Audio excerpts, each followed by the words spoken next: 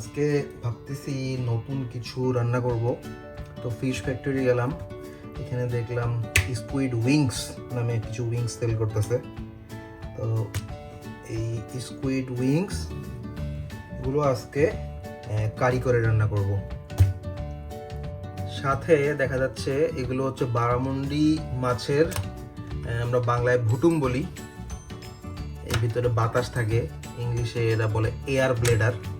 তো এগুলো আর ওই স্কুইডের হাতগুলো একসাথে কারি করে রান্না করবো। ভাবতেছি মাঝখানে একটু ইলিশ মাছের মাথাও দিয়ে দেবো।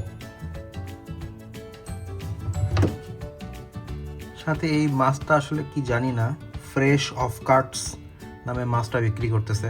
আমি ভাবলাম মাছটা একটু ভেজে খেতে পারলে মনে ভালো হইতো। এই মাছটা নিয়ে আসছি, তো মাছটা ভাজলাম, মনে হচ্ছে ভালোই হবে। মাছটা ট্রাই করে দেখি। সব মাছগুলো পরিষ্কার করে এখানে একটু লবণ আর লেবু দিয়ে একটু মাখায় রাখবো। লবণ আর লেবু দিয়ে দিছি, আর সাথে এই যে ইলিশ মাছের মাথা, এটাকে দুই ভাগ করে নিছি। আসলে ইলিশ মাছগুলো ভাজা ভাজা খাচ্ছিলাম, কিন্তু মাথাগুলো আসলে ভাজা খাওয়া সম্ভব না।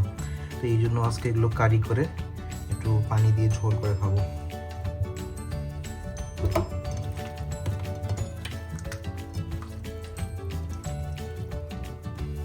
এখন পেঁয়াজ আর নর্মাল মশলাগুলো একটু ভুনে নিচ্ছি, তারপরে মাছগুলো দিয়ে দিব।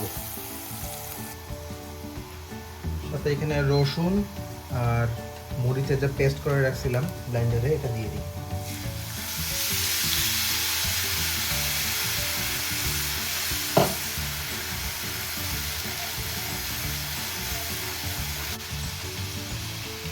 আবার সব মাছগুলো দিয়ে দিচ্ছি একটা একটা করে।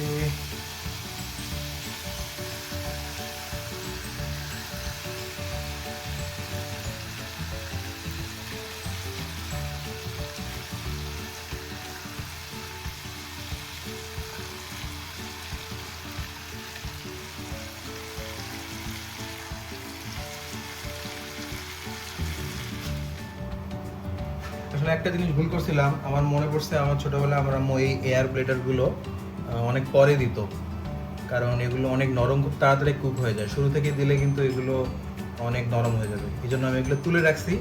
মাছটা অনেকটা কুক হয়ে গেছে, আমি এখন এগুলো দিয়ে দিব।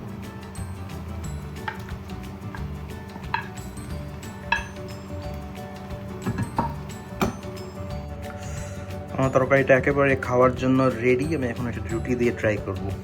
এখানে 3-4 পিস স্কুইড নিছি, একটা এয়ার ব্লেডার বা ভুটুম নিছি, আর একটা ইলিশ মাছের মাথা নিয়ে নিছি।